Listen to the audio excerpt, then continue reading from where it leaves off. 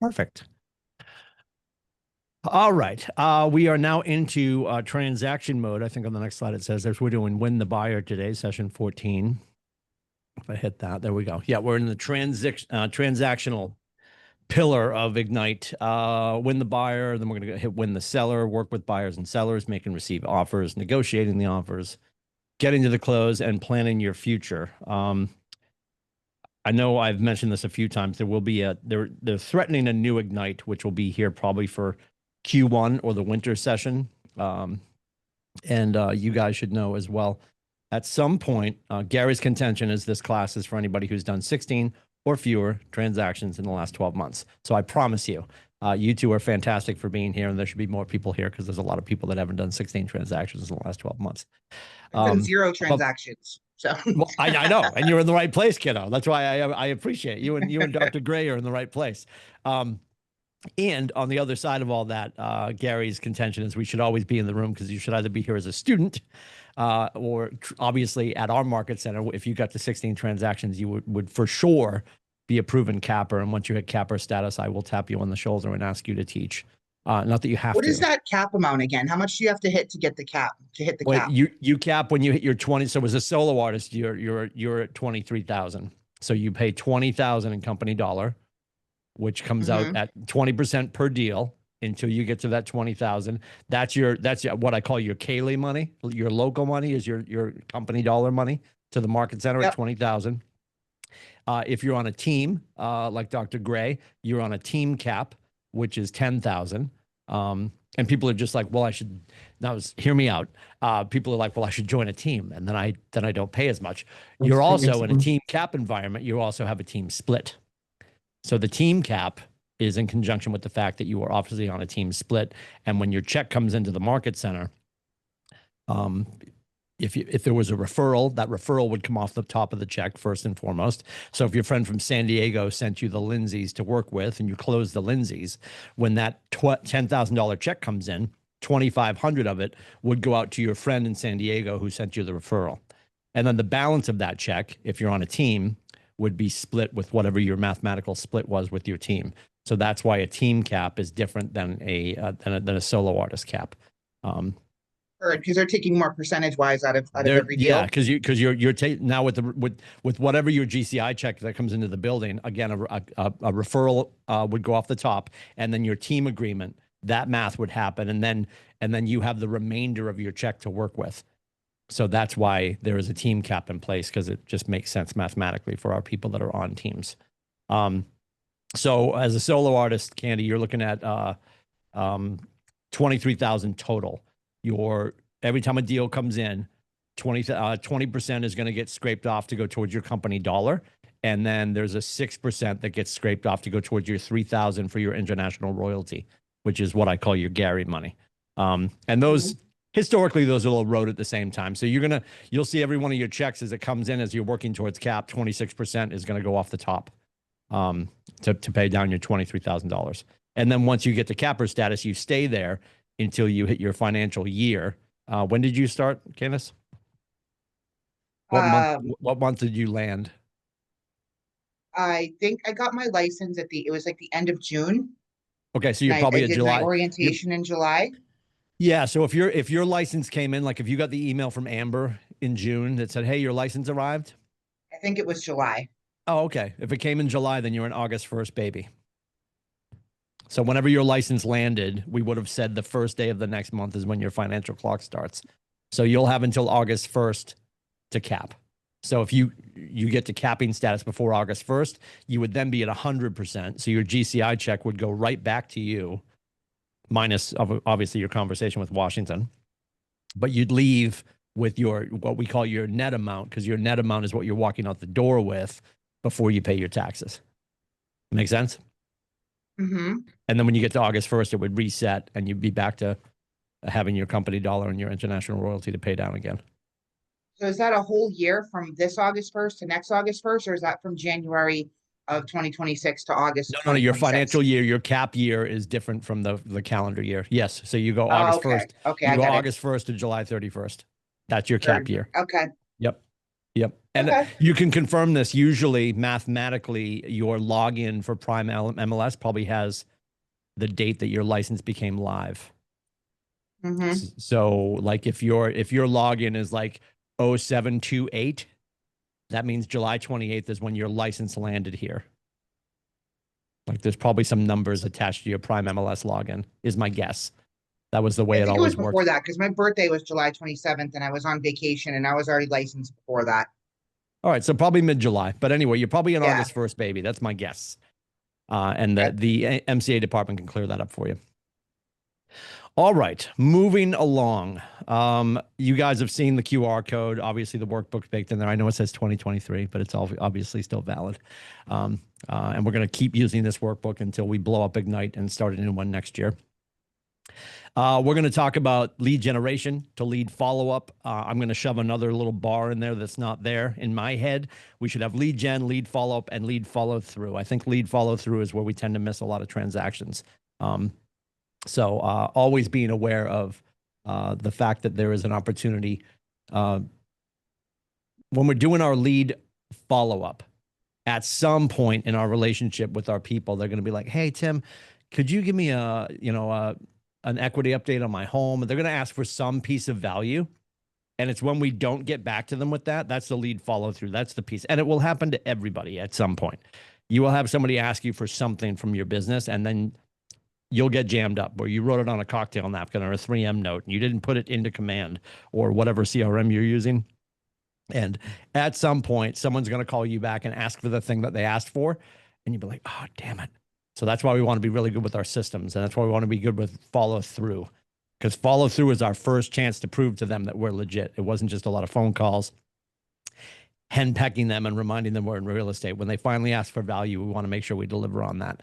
And then, of course, we get to the transaction. We have to be okay with the fact that we're going to meet people, or you're going to re-engage with your friends that you know and love and trust somewhere in that, let's just say, 7 to 10 year journey of when they're buying, selling, investing in real estate. So if you run into somebody 2 days after they closed, you probably have a 7-year journey before they transact again. Our job is to stay involved with them emotionally until they get to another transaction, and not just be like, "Okay, I'll call you back in 7 years," because we know how that goes. They will have worked with somebody else for sure. So we're going to talk about A buyers, getting to the appointment, preparing for your buyer consultation, conducting the buyer consultation, getting the signed buyer agreement, and then we're going to do a recap, and then I'll get you guys on your way. Gary Keller says the right approach to a close for a meeting is the only approach. Just ask for it. Are we asking for business, especially when somebody's really close? And I know both of you. I know that Jeff has been in sales. I know Candace has been in hospitality. Like, you guys know how to have a conversation with people, how to convince them that it's a great idea to get the craft cocktail that's on the menu, Candace, or dessert's going to be great. Save room for that. And Jeff has been working with alcohol distribution for years. You guys know how to get people to spend more and to, and to ask for the business, and just apply those same tenets in your conversations here. We have to ask for the appointment. They're not going to ask us. We have to ask for the appointment and show them that we're concerned to help. The 7-step buyer service cycle, right? So leads to appointments. And when we get a lead is like an at bat. And then when we get a chance to talk to that person, we earn permission to stay in relationship with them in a business sense. They become a contact. And then there's nurture until we get to the point where they are close to a transaction and we can help again. So from lead to appointment, then prepare for the buyer consultation. We're going to talk about that. The actual buyer consultation, which is us just staying curious. Somebody had a really great way of putting it. It's like going from being a salesperson. Like, the buyer thing is like working in a showroom. And when you get on the listing side, it's almost like you're a project manager, and there's just a different level of control that you have over your schedule. Again, working with buyers is important. I think everybody loves working with buyers. And then I trust for both of you, at some point, you're going to realize you're going to have more control over your time. And I say this all the time because Gary said it, and it's true. They who have the lead have the business. They who have the listing control their income. So your ability to control your schedule, your income, the zip codes you want to work in, We really get to start to curate our businesses when we start to move towards listings. And I would tell both of you, I know if Jeff marched back into the office, and Jeff, I'm not even sure what your conversation with Luana is, but I trust that obviously she's having you as you're getting started working with buyer leads. And I also know that if you walked back into the building and told her that you just got a kitchen table and you got a listing opportunity, she wouldn't be upset about that. The one thing that we need to make sure that we're definitely doing, or not doing for that matter, is we want to make sure that we are not selling ourselves, even if it's our title on our team. Please don't sell yourself as a buyer's agent. Like, never say that to the civilians, because they will take that and they will run with it. And then they will have an opportunity that maybe they need to list their house, but they won't call you because they're like, well, I wouldn't call Jeff, or I'm not going to call Candace because he or she said they were a buyer's agent, so they don't work with listings. Yes, you do. When you're out in the wild, just advertise yourself as a realtor. When they get into relationship with you and the team, then you can explain your role as a buyer specialist, if that's the case. I'll share a quick story because you'll never forget this, I promise. If you've been in New England, and you'll notice them today or this weekend, I'm sure at some point, I've got a dear friend I grew up with. I apologize. I don't know if this is a cold because it's October now, or if it's still allergies, or it's ragweed, but my nose is leaking. I apologize. I have a dear friend. His name's Matt Rivard. His dad owned JP Rivard Trailer Sales. If you're passing an 18-wheeler anywhere in New England, you're going to see a mud flap that says JP Rivard Trailer Sales. That's my boy, Matty. We grew up together on Bentley Lane in Chelmsford, Mass. When I got my license and when I was working, and then I was a solo artist, and then Nate was stepping away from the business. So he had JV step into lead list, and he asked me to join the team as lead buyer specialist. And I did. And I was dumb enough, I'll say this out loud twice, I was dumb enough to put on my friggin' business card, buyer specialist. The stupidity of me doing that, I will never, ever be able to escape. But I'm not saying don't put your specific role in your business card. I don't think you should. Because what I had on there was Timothy C. Lindsay, buyer specialist. Did I have New Hampshire, Maine, and Massachusetts? Yes, but it was under buyer specialist. So I would have more people get caught on what is a buyer specialist, and I'd waste time discussing that rather than celebrating the fact that I could serve them in 3 states. All that being said, my friend Maddie and his wife Melissa lived in Nashua. Maddie sold their house in Nashua and moved to Londonderry. It was a combined volume of $1.2 million, and I didn't get it because he never called me, because he was shopping to buy a house, first and foremost, which is horrifying. He didn't think I'd go all the way over to Nashua, which makes me want to lay in traffic. And then above and beyond that, he didn't think that I'd be able to list the house because I was a buyer specialist. So when you pass an 18-wheeler this weekend and you see JP Rivard Trailer Sales, I wanted to drive home the fact that you should never advertise your specialty in this business. You should sell yourself as a realtor because you can solve all crimes. If your fat Uncle Tony at Chicken Giving says, I want to put a pizza place on Mars, just say, great, tell me more about that and take notes, because we have a commercial division and we will build a shuttle. Have you met Nate? He'll build a shuttle. We will figure it out. Please don't say, oh, I don't know if we can do that, or please don't sell yourself as less than the total package. The JP Rivard Trailer Sales mud flap should haunt you for the rest of your life, because I still get a shiver up my spine every time I pass one of the trucks. And I still see Maddie. I love Maddie. And it was all my fault that I didn't inform him of how I could have helped him and Melissa move from Nashua to Londonderry. So please remember that. It's a horrifying story. Don't tell your kids. They won't sleep. The buyer consultation. Then we're going to go find a house, and we're going to offer and negotiate the contract. We're going to contract to close. Then our post-close system. Everyone should have a post-close system, because what we tend to do, especially with buyers, which we're talking about today, is we orphan them at the table. Especially if it's your first deal. You will see brandy new agents, and I will pick on our younger agents, and they will get their first check, and they will run from the closing table straight to the tattoo parlor or to the bar or wherever they go, and they leave their client in the dust. And then in 7 years, when their client sells the house that you helped them buy, you're offended. But you haven't talked to them in 7 years. So let's make sure that we don't orphan our buyers at the table. We stay in relationship with them. Really important. So post-close systems are important to build into your business. For those of you on teams, I trust your team has a post-close system of how you stay in touch and stay engaged in the next 7 years in between buy, sell, and invest. Here it is, the classic lead funnel that we all love. This will be on the quiz later. So a lead comes in, we capture the lead, we put it into our database. We're nurturing, right? And the leads go and they help us form relationships, contacts. We strengthen the existing relationships, and we're in nurture until they raise their hand and say, hey, we're ready. And I still get this stuff. And I still have people, even though it got shut down and it's dormant, I still had people that I had running in our old E-Edge before we got to Command.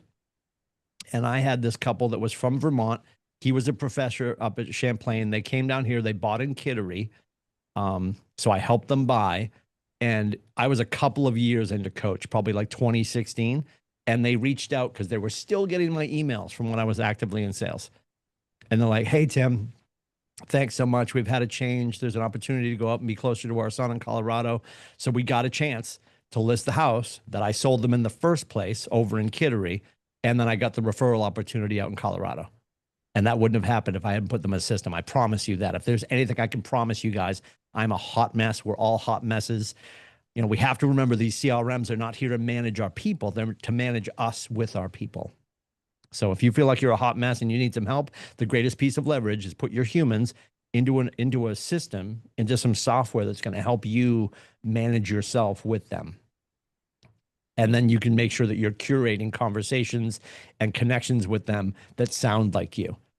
You know, because you can see some crappy emails, and you guys have all already got one. Dear recipient in brackets, right? That's because somebody didn't go in and clean up their stuff. And that looks horrible. I think it's tantamount to when you get a piece of mail and it says current resident. You know, we want to be a little bit But more. I am the current resident. What's that? So, but I am the current resident. You are the current resident, but it's not as wonderful as if it said It's Candace impersonal. Sullivan. You'd be like, oh, this is nice. Like we have some agents who will sit, and then when they're doing golden letters or sending out mailers, they will take the time to make sure that they're handwriting the envelopes. You're gonna get carpal tunnel syndrome, but it makes a difference. It makes a difference. I spend more on Advil than I do on stamps. Yeah, I promise you that. Yep, I appreciate that, Jeff. And I know one of our agents down the hall, and I don't know how much he's actively using it, but he tracked down somewhere on eBay or Etsy. He found like a script machine. Oh, you can get them on Amazon. I've looked at them. And I mean, it's a little laborious because he is loading paper in one sheet at a time, but it will sit and write the handwritten letter. It also makes him look like he's John Hancock, which he's not, because I write like a serial killer. I'm all capital letters. Like I'd be better off cutting letters out of a magazine, just like leave money in tree at the end of the road. Anyway, and then at the bottom, quick question for both of you. Do we want new business, repeat business, or referral business? Which business do we want? All of it. Yes, I want all of it. Jeffrey had the best answer. Yes, all of it. Of course we do. Of course we do. And that's why we're always looking for new business. Gary's got a note on his desk, and Gary says all the time that our job to go get new business is not less important than working on the business in front of us. So we shouldn't be like, oh, I got to answer this email or do this. Our mornings are locked and loaded. And you'll notice this is the only class we drop in the morning, because it's teaching you the ins and outs of all the stuff that we do in this business, right? Then you're off and running. So the only thing that we do in the morning outside of contracts on Wednesdays and Ignite when we're in session is lead generation. That's why Fight Club is 5 days a week. Because for a while, and you guys just landed, so you wouldn't know this, but for a while, this is year 3 of Fight Club. And it was only this year that I actually went 5 days a week with Fight Club, because I used to be like, well, I shouldn't have Fight Club on top of Ignite. But the more I thought about it, I'm like, well, not everyone's like Ignite. Like Fight Club should always be there. It should always be an opportunity to go and be in that study hall space of like, this is the place that I can go and other people are there and I can do the right thing. So yes, new, repeat, or referral business. All 3. What do you guys do? Do you just watch each other make phone calls? Yeah, kid, it's manic. And I'll tell you right now, the numbers are down, but we'll historically have a handful of people in there. Cameras are on, microphones are off, and people are just in there doing their lead gen. And the whole mentality behind it is the humans want to do hard stuff together. Because absent that opportunity, then people are just like, well, everybody's like, well, I don't know what to do. Like the whole point of the morning news, for the most part, is to remind you what's on the daily schedule. Is to remind you like, hey, if you have no plan for your face, if you have no plan for your business, open up the morning news and we're going to at least give you the blueprint of what are some great ideas of what you could be doing. So Fight Club's just a friendly reminder, at the very least, Because if you listen to Gary, God bless him. Hi, Gary. Gary's going to tell you should be lead generating 75 hours a day. I mean, he's not that ridiculous about it, but Gary's like, you should be doing it all morning, and you should. Your morning should, I was talking about this on the quick start this morning. Your morning should be super mundane, very predictable, and wildly boring. Because if you're doing the same thing every morning consistently, and I don't care what you do to make sure you're getting more business, just make sure you're doing something every day to get more business. And it could change every day. Like people argue like, hey, maybe Monday I'm going to do my unmets because those are just tough calls. It's Monday anyway. I'll embrace the suck and I'm just going to do it. Tuesday, I'm going to do all my follow-up calls. Wednesday, I'm going to do social media content. Thursday, I'm going to door knock, and God willing, Friday morning, I'm going to walk through to go to my closing. Because you and I both know this. If we got consistent and did the next right thing on a regular basis, your Fridays would get pretty busy with closings pretty soon. A lot of our top producers are probably somewhere near a closing table almost every Friday. And I know we have a lot of agents on the planet right now. They'll be like, well, Timmy, it's Friday, October 3rd. Nobody's closing on the first Friday of the month. Yes, they are. Agents have people closing all the time. So don't overthink what you're doing. Just get into the mindset that in the morning, and, if you're just getting started, give yourself 30 minutes. Do 30 minutes of lead gen and then work up to it. But get to the point where every morning I am going to go find more relationships so I can have more business. And it's not like a great morning on the phone is going to turn into, or whatever you're doing for lead gen is going to turn into, hey, I set 15 appointments. You'll have mornings where you don't set any appointments, where you don't get through to anybody. And that's not the reason to stop doing it. You're gonna create the habit. Like, discipline is in place for long enough. And if you read the one thing from Gary Keller, his contention is that it takes 66 days to hold the discipline to form the habit. Because I will wait while you guys don't raise your hands. Who loves lead generation? None of us. It's the unsexiest part of what we do. There's no show on HGTV of you guys making your calls. Nobody wants to watch that. Everybody wants to watch you and Jeff all dressed up, swinging open doors, saying, "Hey, we had a price improvement. It's only $9.3 million now." That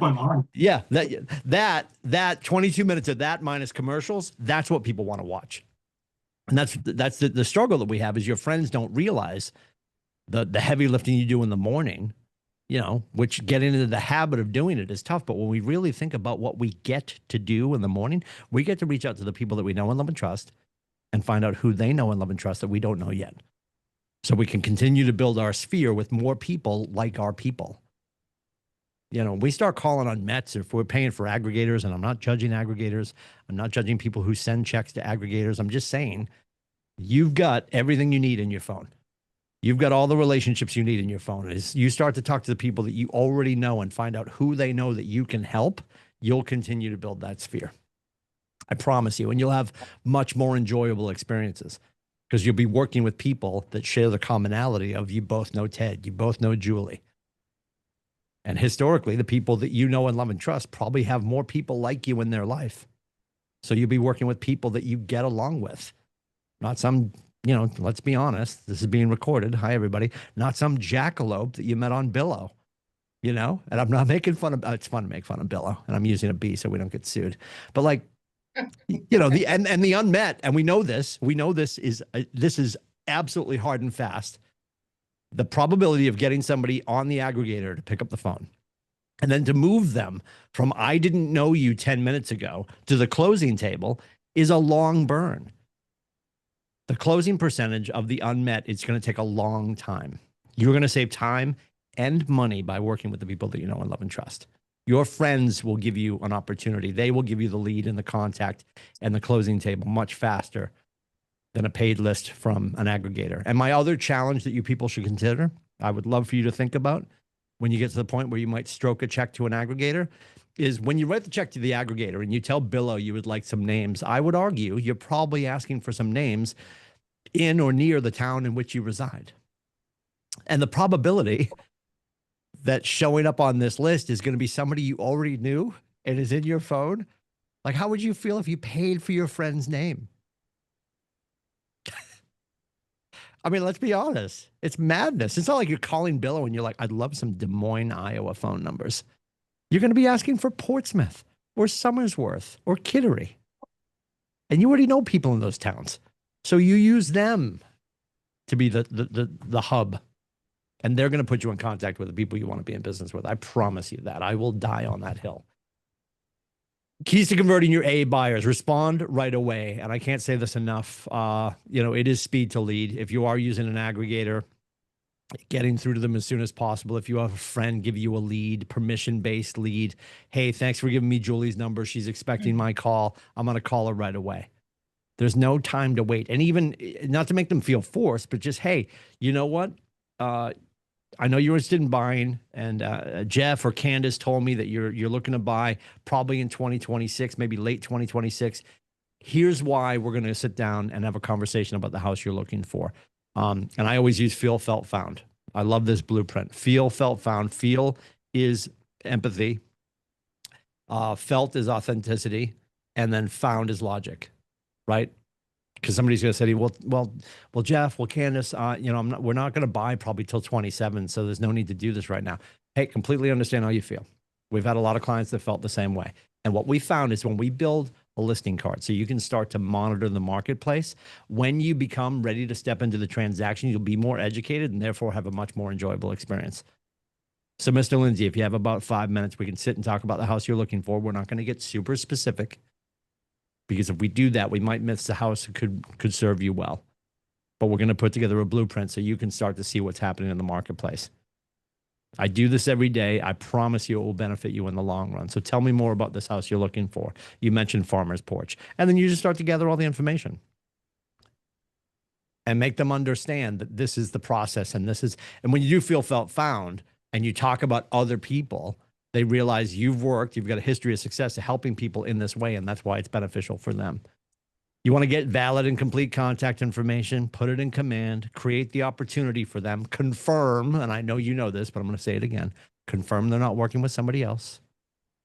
Then determine their motivation. This is really important because we can always circle the wagons and go back to their motivation that they told you on day one. Now, a challenge, if you're working with a buyer for quite some time, those motivations might change, especially if you're working with a couple. Because unless you have a really good relationship with a couple, you're probably not laying in between them at night on the pillows. So they're having these conversations, and their top 3 things for their home they want to buy might be changing. And you don't know that. So now, unbeknownst to you, you are now marching around looking for this house you talked about 3 months ago with them, but they changed their mind last Friday after dinner. But you weren't there for the conversation. So I call it, sometimes you have to have the come to Jesus meeting. Do a little bit of an altar call. Like, hey, guys, I feel like we're looking for 2 different things. Is something changed? Oh, yeah, you know what? Before we said mature growth around the yard for privacy, we wanted a cul-de-sac and we wanted a great school system. Well, we sold our kids, so we don't need the school system anymore. And we actually want to be in a condo with ocean views. That will happen. And they'll think, because they've had this conversation, they'll think that they told you. So make sure sometimes you got to reel them back in. And then set the appointment and the time and date for as soon as possible. Historically, for both buyers and sellers, they will go into business with the first agent they meet. So if you've been nurturing too, this is why Gary says ask for the business. If you've been nurturing, it's called the proximity effect, right? You could walk into Nordstrom. Jeff's in there looking for a tie and a pocket square for a wedding coming up. Candace is in there looking for a dress. You both walk in, and somebody's going to march up to you and say, hey, can I help? Are you looking for anything? Oh yeah, they're aggressive. Our human instinct is to be like, I'm all set. I'm just browsing. I'm just looking around. Here's the challenge. That person walks off. And in this analogy, that would be us as real estate agents. That person walks off, and now Jeff finds the suit coat he wants to try on, and Candace finds the summer dress she wants to put on. Are you going to go look for Tim Lindsay, who asked you 10 minutes ago if you're all set, or are you going to find the person at the store in Nordstrom who has a set of keys to the changing room? You're going to find the person who can help you the fastest. And that's what happens to us in real estate. So please, if you have been nurturing, if you've been helping loosen the pickle jar, be there when the cover comes off. And we do that by making sure that we are consistently staying in contact. That's why we talk about the DTD2, do the database 2. We have 2 letters every week that we call and a letter that we text. That keeps us in concert with conversations and texts we at least communicate with them once every 90 days. I think we hear like, I got to make my calls. You're not calling the same person every day, 365 times. You're talking to them 4 times a year. If you look at the 36 Connect in Command, and most of our CRMs, whichever one you're using, all have some sort of a smart plan thing that would do that, where you're constantly in contact with them. 7, close to appointment tactics, right? You want to show the benefits of working with you. And this is important too when we're actually looking at homes, and we'll talk about this. Get away from the features and talk about the benefits. And if you both have bought properties, when the real estate agent, I didn't mean to laugh, but I'm laughing. When the real estate agent walks you into the kitchen and you can see the fridge and the stove and the oven, do they need to tell you, and here's the kitchen? Or do they remember that Jeff said to me that his great aunt, who's octogenarian, loves to cook with the kids, but she can't carry a 30-pound bucket of water over to the stove. So what would be great is a chef's kitchen with a pasta spout, right? Oh, yeah. So I find the house that has that, as well as all the other accoutrements that he was looking for. So when I walk in, I don't say to Jeff, here's the kitchen. He's like, no shit. I say to him, hey, Jeff, you had mentioned, and why do I remember this? Because I say this to you guys all the time. This will be on the back of my gravestone. Ask great questions, take great notes, have honest conversations. Because I took notes, because I was listening when I first spoke with Jeff and his family. Hey, Jeff, you had mentioned the pasta spout for your great aunt. This kitchen has that. Like, I'm talking about the benefits of the lifestyle of the house, not the features. Don't swing the door open and say, here's the backyard. No shit, it's behind the house. You say, here's the yard you were looking for the 3 dogs. Here's the mature growth you were looking for the privacy for when you have your family over. Like, we want to focus on the benefits, not the features. The features help us define the benefits. The take back close, and this works sometimes. And I want you guys to have enough business in your life that you can do this for your sanity. And the take back close is just ultimately, and this was a classic story. There was an agent who was coming over from another brokerage, and Kay Evans, who's a dear friend of Mo Anderson. And if you go to a national event, you'll eventually see Kay Evans on stage at one point. And she's just like a Southern belle. And she was a team leader at this market center down south. And this agent came in for her 3rd meeting. And for, veteran agents, sometimes it takes a few meetings for them to come over. She came in for her 3rd meeting. Kay Evans is telling the story. She's like, and I was sure she was all set to sign. And she sat down and she goes, Kay, I got a few more questions. And she pulled up a piece of paper with like 30 questions. And Kay goes, you know what, sweetheart? Maybe we're not a fit. And she took it away. And the girl goes, oh, no, I'm ready to sign. And suddenly her questions disappeared. And I'm not saying that we want to twist their arm or hornswoggle them into working with us. But sometimes, like, hey, maybe you're not ready. And you can do that by making sure that when they do come to sign with you, or you're going to sit to sign with them, you have some properties ready to show them. This is classic sales. You want to make sure that you have something that they can have once they go into business with you. Because the last thing we want to do, I just had this conversation with an agent last night. She's like, I think I have a buyer who's ready to go. Yep, you got to do your buyer agency disclosure. And you have to, your broker's disclosure and your buyer agency. And that could be as short as 1 day for one property. But we have to have that paperwork, right? The negative positive close, I absolutely adore. Mr. and Mrs. Gray, if I got you into the house you were looking for at the price you were looking for, would that be a problem for you? Yes. Yes. Such a jackass, right? The immediate response, we go, of course it's not a problem. Awesome. Sign here. Right? I love the negative positive. I used it all of the time. I love semantics. Give them what they're looking for. And this is as simple as when you're on that first qualifying call and you're taking all of your notes. Hey, Candace, when you guys start shopping and you're looking for an agent to help you with that journey, what's going to be important to you? What are you looking for in a real estate agent? And I'm going to let Candace tell me all the things that are important. Now, if I've got bullet points for what I do for my listing agreement or what I do as a buyer's agent, I'm not going to obviously move what she said, her 4 things that were really important. I'm not going to make those the first 4 bullet points. That's ridiculous. I think it's ridiculous. You can do whatever you want. But I would make sure they're on the top of the list. I'm going to make sure she knows that I already do those. Trial close. I'm just going to keep asking. I'm going to keep asking. Like when I'm feeling, and I had a MAPS coach when I was selling, And she said to me once, she goes, I feel, Tim, like you probably talk yourself out of deals. And I guarantee I talked myself out of a deal. I am Talkosaurus Rex. I'm a high I. I guarantee I talked myself out of a deal. I guarantee I also probably got people to sign paperwork because they knew when they did, I would shut up for a little bit. So you're just going to keep asking for the business. And there's no wrong time to do that. This is just like when you're calling to talk to an agent and you're confirming whether they're able to support your commission. Like there's no wrong time to get all of that taken care of. And the assumptive close, you know, and that's just like, hey, looking forward to doing this. We'll find out what you guys are looking for a house. I'm going to get you moved over into our client portal. I would never call it a CRM. We have to stop using our acronyms with the humans because they have no idea what that means. Don't say MLS. I think it's a soccer league. Say multiple listing service, right? And above and beyond that, I would never see CRM because I don't want to tell them, oh, it means customer relationship management tool. Like they don't need to hear that. I call it my client portal. And back in the day when I had people coming in, one of the aggregators that we invested in, Nate was in business with Boomtown for years. And I would get a Boomtown lead. And as soon as I got them on the phone, I would say, hey, I'm going to move you over to my client portal. And the reason that's going to be beneficial, everything's going to reside there. This is going to take us from this conversation to the closing table. I trust that works for you. And I'm using the word client. They're like, yeah, that's great. They were fine with it.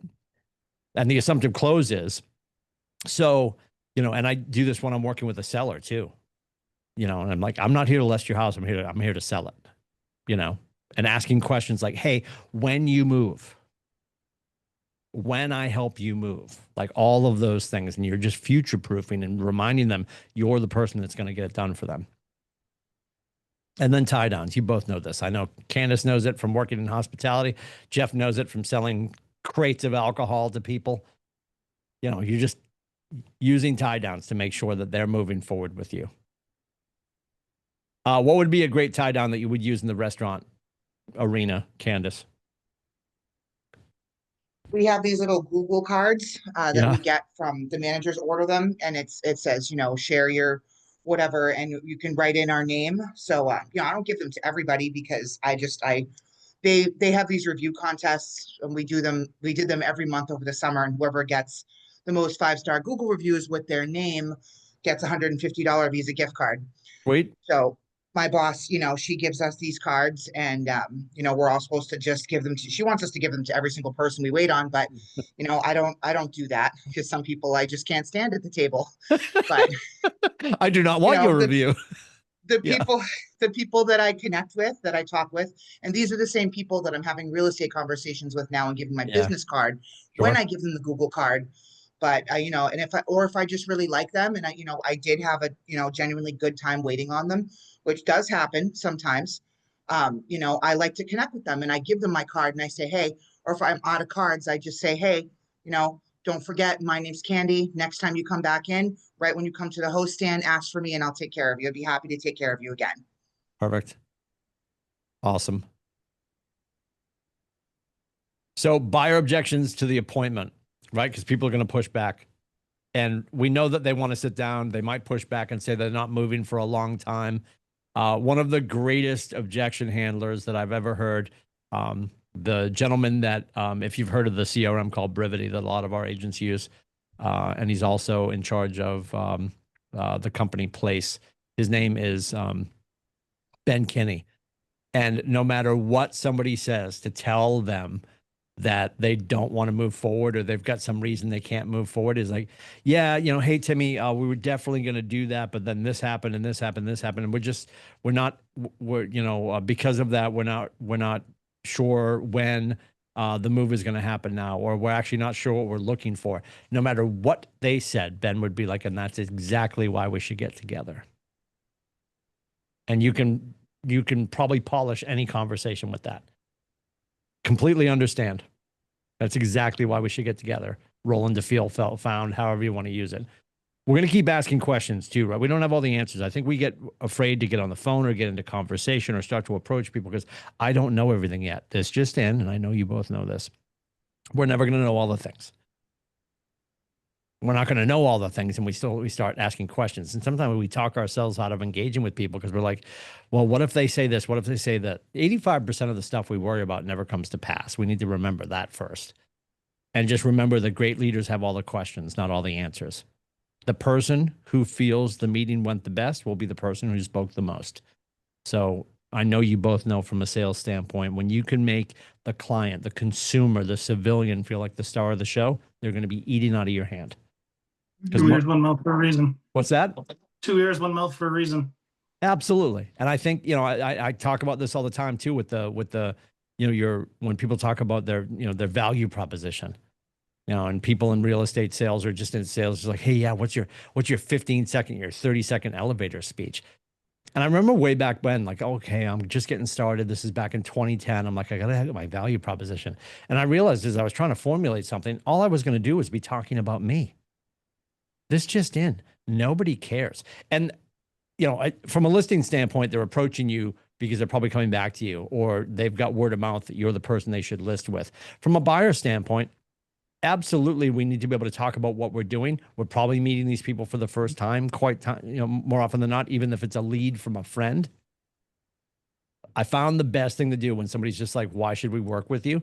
Rather than have a value proposition, I simply just said, you know what, Jeff, great question. I'm not quite sure we should work together. I'd love to sit down and ask you some questions to make sure that we're a fit. I would always, Good one. because they're not ready for that. They're waiting for me to be like, you know what, Jeff, I've helped a million families. Like you start talking about the clear coating under the car, like you're a car salesman. They don't want to hear us talk about us. And I think the transparency and the authenticity of just saying, it's a great question, Jeff. And I'm not sure that we should work together, but if we have 5 minutes, I'd love to ask you some questions and make sure that we're a fit. I'm using that universal we, the royal we, to make sure that they know that I'm going to choose them too. And I want your business to be in a position where you can push away from crazy. Last thing I want you to do is work with somebody because you need to work with them. It's not going to put you in a good place. And you're going to work with an agent at some point in your career, and you're going to know the only reason they're working with their person on the other side of the transaction is out of desperation. I want you guys to have enough in your pipeline that you get to choose the people who are going to enter into business with you. It will give you much more energy to bring home to your loved ones, right? My job as your coach is to make sure the best version of you or most of the best version of you gets home. So you're not just physically home after 5 o'clock, after 7 o'clock at night. You can actually be present with the people that you love. And I think if you have people that are coming into your life during the day who are assigned clients, who are energy vampires and time bandits, it's going to erode your joy for this. And it's not going to be the thing that it could be for you. We want to identify the real issue and isolate it. I know that you guys know this, and offer that solution, right? The last thing we want to do is just keep stacking all their objections. We want to handle them one at a time and make sure that we're getting, and then the isolation is basically, so Candy, so Jeff, if I'm hearing correctly, we're good. And as long as we can find the house with the farmer's porch, or we can do it in the time frame you're looking for, or get inside the school system that you want to be, you'll be happy to move forward. And they're like, yeah, now we have the problem isolated. That's it. We've clarified that's the one hill we got to climb, and you guys are going to be able to solve that problem. And then urge for the agreement. And that's why we're moving forward. And I would stress this all the time. I would say this all the time. Don't forget, Mr. and Mrs. Lindsay, hey, all of these contracts all have signatures, and contracts can absolutely be walked away from. All I'm going to need you to do is give me 24 hours written notice that you no longer want to be in business with me. And I'm proud to tell you nobody's ever done that. And I can tell you this concerning that. When you guys are mentally lighting your client on fire, I guarantee they've burnt you in effigy too. So when you're ready to smoke out a client, and it'll be the greatest feeling because sometimes it feels so good to let somebody go. But I want you to be in the position where you're just like, this is not working out. They are not, because you need people that are going to trust you enough that you're the market expert. And when you're not telling them to do anything, you're giving them the solution. They asked you to get them from A to Z. You're going to create the pathway for it, and you're going to keep educating them. There was an M in there that'll be in the quiz to their next logical step to move this forward. So when you've got somebody and you're waiting for them to call Brad, 603-396-3198, or whoever your lender is, and it's now been 3 days and they haven't called the lender, Like that should be just tab A, slot B stuff. And if they're not doing that, that means, and this is a great, I'm trying to think of the guy's name. Mark Ramsey, great Bold coach, Mark Ramsey. He said, this is years ago in the training room here during Bold. He goes, I'm going to talk to the ladies right now. He goes, you've all been on that date with that guy. And you have to remember, guys, we are sending the superhero version of ourselves on that first date. We're trying to be the best version of us to impress this girl so we can get the second date. So if you're sitting with a consumer and you want them to be a client and they're a bag of assholes, don't forget, this is probably as good as it's going to get. This is the best version of them. It's only going to get worse. So if you don't like day one, Mr. and Mrs. Jones, consumer that you would like to make a client, don't forget they're going to be terrible clients. If they're terrible on the first date, it's only going to get worse. And I think we Wish need I to could do that at the table. Jeez. I completely agree, sister. I know. All the people that march into your restaurant, you're like, oh God, this guy smells like a I foot. can tell, and that's one of my shining people skills that I have is I can make that assessment on how to proceed with somebody if I like them or not in the first 30 seconds of speaking to them. Yeah, and protect It's your a life energy. skill. Yeah, because you still need to wait 100%. on them, but Oh, you get to protect your energy. You know, yeah, I'm so fascinated in the hospitality space when people, you know, go in and they're just asses. Like, stay home, be an asshole to your microwave. Just go be a bad person to your microwave. Leave candy alone. Yeah, I don't even think they realize it half the time of how rude or how just self-awareness is unhinged that they are. The needed commodity. Yeah, self-awareness is a needed commodity. Your checklist for your buyer consultation. There are buyer and seller or listing and buyer checklists baked into Command. Your team, Jeff, I trust, has a playbook for you and has a checklist to go through. If you guys do uptime, we do have those checklists for you to go through as you're having that intake form. And the questions you'd be asking, you're going to confirm the appointment date and time. And if you're talking to one of the decision makers, confirming the other decision maker will be available is very important. I would not fall on the Nerf sword and be like, well, we can't confirm the appointment until you find out that Jeff can make it or if Candy can make it. Just like, hey, I trust that Jeff can make it. If anything changes, let me know, but we're going to grab the date and we're going to let them call and say the other person can't make it. I wouldn't wait for them to confirm. Just set the date, set the time, let them get their spouse or partner or the other decision maker to lean in. Confirm the appointment location. I think to the best of your ability, for sure with buyers, if you can do it in an office space, I would not. I mean, the days of meeting them in the driveway are gone because we have to have that paperwork signed. I know a lot of people did that. Don't get me wrong. I'm going to say right now, when I was working with JV and we had listings, I was meeting people in the driveway and I was bringing the paperwork. And I was, we were doing it there, and I had him sign the brokerage disclosure, and then the buyer agency agreement for that property. I'm just like, this has to be signed moving forward to represent you, procuring cause, explain the whole thing to them, from a safety standpoint. And I'm 5'9". Anybody could have kicked my ass. And there were some times I went to meet people at our listings. I remember we had something over on 10 Rod Road, and this truck pulled up, and 4 guys got out. And I'm like, shit, is this my Dateline episode? Am I going to die today? And I stayed outside on the porch because they were giving me the weirds.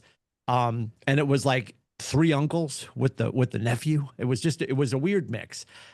There's no need to go down in the basement. Get there first, turn all the lights on. If they need to go look in the basement, they can go in the basement by themselves. Bring somebody with you on showings. Take a picture of the license plate on showings. There's no reason ever. If you're talking to Tim Lindsay, I would do this all of the time. Hey, Mr. Lindsay, I know we're going to get together. I mean, you want them to come to the office. I can tell you back in the day when we would, we more often than not, we're meeting people at properties, and it will happen. I would confirm without fail, and anybody worth their salt should understand that this is not a big deal. If I'm talking about the fact that myself and my wife, Janina, are going to be buyers, Janina is going to be at the appointment. You're simply going to ask and blame this on your team, blame this on me, blame it on Nate, blame it on the office. Call it office policy. You're simply going to ask for them to scan through their license so you have it on record. If and I'm going to pick on the guys here. If any guy says, "Oh yeah, I think my wife lost her license," like suddenly she's not going to make it, or she's sick today. The hair on the back of your neck standing up is your sixth sense, and follow your gut on all that kind of stuff. Again, ensure all the decision makers are going to be there. Complete your buyer guide. Again, there's buyer guides baked into Command. There's a listing guide baked into Command, and you can go through Where those. in Command and, is that? Is it like its own section? It's in the marketing materials. Yep. Marketing materials. Okay. And we thank have you. other stuff too. We do have other stuff with the Michael Lewis marketing suite. There's a ton of different stuff that you can use.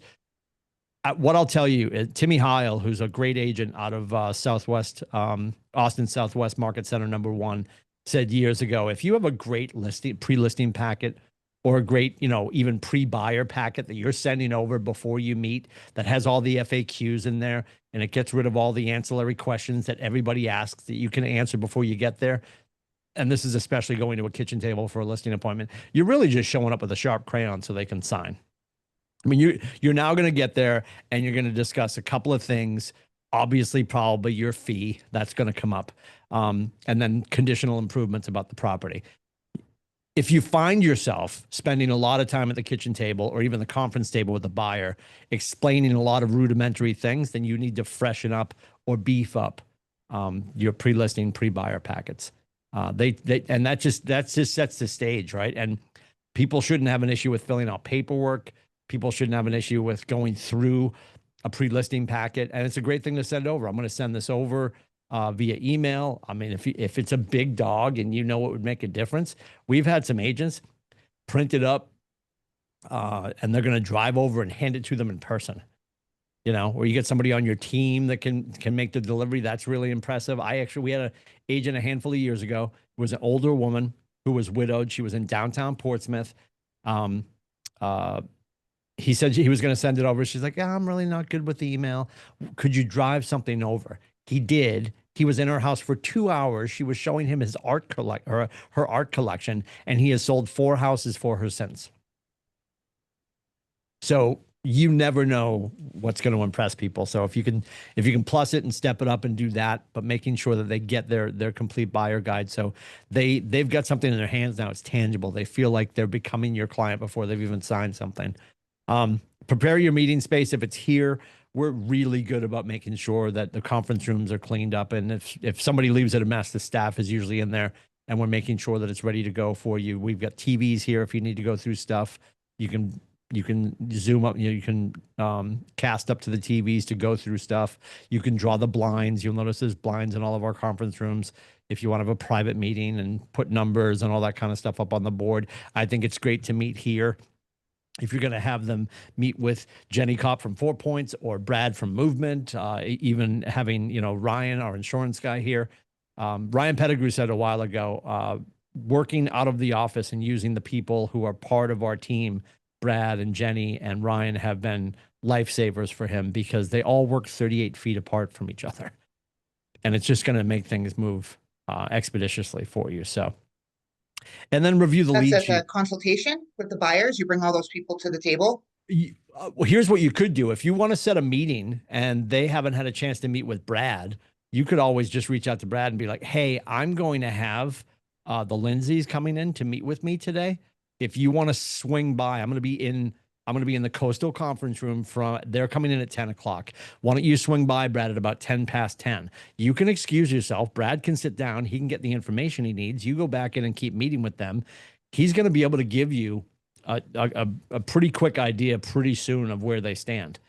And now, and here's the pushback you're going to get with buyers 4,000% of the time. And I quickly changed the way I worded this because I obviously right away would just be like, hey, have you contacted a lender? I would ask. And they're just like, yeah, well, not yet. And I got the first person said it to me and I realized what I was asking came across that way. They're like, yeah, you just want me to talk to a lender so you can find out how much I'm worth. And I said, I'm so sorry. I can imagine it may have come across that way. I'm truly asking so we can find out what product you're working with so we can know what houses we should be looking at. So I got away from all of that. And this is how I always ask the question. No one's ever been insulted. I don't ask anymore if they've talked to their lender. I simply ask, and nobody will ever be insulted. You'll get a nervous laugh when you ask this question, but nobody's ever been insulted in the history of ever. Hey, Jeff, completely appreciate that. Can I ask you quickly, is this going to be a cash transaction for you? Who would be pissed by that? I've never had somebody pissed. I usually get the nervous laugh and they're just like, no, we're going to need to talk to our lender or a lender. Now, what do I know? I simply asked if it's going to be cash for the Gray family. And Jeff fires back. Jeff fires back. No, I'm going to need to talk to a lender. I now know that he hasn't talked to a lender and he needs to talk to a lender. And I would also, especially if I was working with somebody buying something up on the Big Puddle in Chickenboro, I would also ask, and this isn't crazy because we have generational living and people consolidating. I would also ask, Jeff, just for clarity's sake too, is this the only transaction this summer? Will this be the only property you're buying? If nothing else, again, secondarily, he's not insulted again. He's hanging up the phone thinking, this fucking guy works with people that buy cash. He also works with people that buy more than one house at a time. And then above and beyond all that, he's doing this enough that it's become a regular question. And nobody's ever insulted by that. And by asking that one simple question, I'm getting all the answers I need.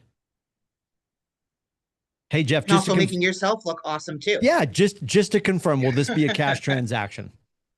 That was liquid gold for me, and I never walked away from it. And I think it still works. There's no reason not to use that question.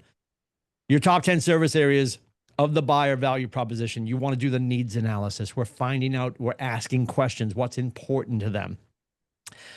You're getting that pre-approval conversation going with their lender of choice. And if they don't have one, and this is just between us girls, I'm going to make sure you guys don't get smoked out. I remember working with a couple and they're just like, well, we've got all of our investments with Bank of America. As soon as they say that, light yourself on fire. We've got all of our investments with Bank of America. I'm like, okay. Now the concern with Bank of America and a lot of the big banks is Bank of America, North Carolina. So now they're calling Charlotte. Well, they're calling Charlotte, hoping to get Troy on the phone.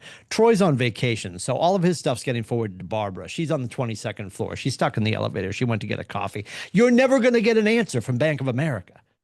As Nate Dickey said, and I completely concur with him. And did I always use Brad? No, because I had some buyers that chose their own lender. 4,000% of the time, if I had the ability to direct them and offer them a great service, and let's remember, Brad Kelly's been here the entirety of this company's lifespan. So he's a trusted resource. He's really good at what he does. Everybody has their lenders. And you're not just going to work with your lender. You need to have a handful of lenders because you'll find Brad Kelly doesn't have all the financial products. You're going to want somebody who's able to do portfolio loans. You're going to want somebody who does who works in, mobile homes in parks. Like there's all these different categories. So you'll need more than one, but you should have your go-to person. And I can promise you, Brad Kelly fixed more deals for my clients than other lenders actually completed. Brad's really good at what he does. So you should have your top 3 lenders, your top 3, butcher, baker, candlestick maker, like who are your top 3 insurance companies? And you can just simply say, hey, you know what? My clients historically have used Brad. My clients historically have used Ryan. My clients historically have used Jenny Kopp at 4 Points. But have 3 closing companies, 3 insurance companies, 3 inspection companies, because we don't want to steer people, but we want to offer them best practices. And we just want to keep things moving. And they're trusted assets. They're in the building. And Nate's earlier point that I did not make yet, but here it comes, is you want to work with people that you can walk down the hallway and kick in the face if you need to. Like the added layer of pressure on Brad Kelly is he doesn't want to piss you off. He wants to do right by you because he has to see you every day. Troy in North Carolina on the 37th floor of the Bank of America building doesn't care. You're a number to him. So when your people are not necessarily working with a local lender, capital L, local lender that has ties to the community that might run into them at Market Bucket, that's important. I guarantee that's going to help you in the long run. Your neighborhood information, making sure that you know what they're looking for, where they're looking, and why that's important to them. I think beyond the tab A, slot B of I'm helping them buy and sell brick and mortar, the lifestyle around that and making sure that we understand what we're looking for, creating that home search for them. Now, we found some stuff and that they're making an offer, helping them make that offer. And we're never going to tell somebody what they should offer. We're going to tell people how they can be competitive, right? Because I think everybody, it's our first time buying a house.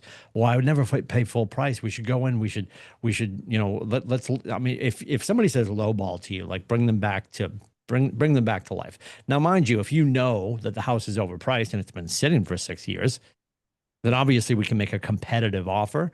We shouldn't ever have lowball come out of our mouths. We shouldn't feed that verbiage to the people that we're working with.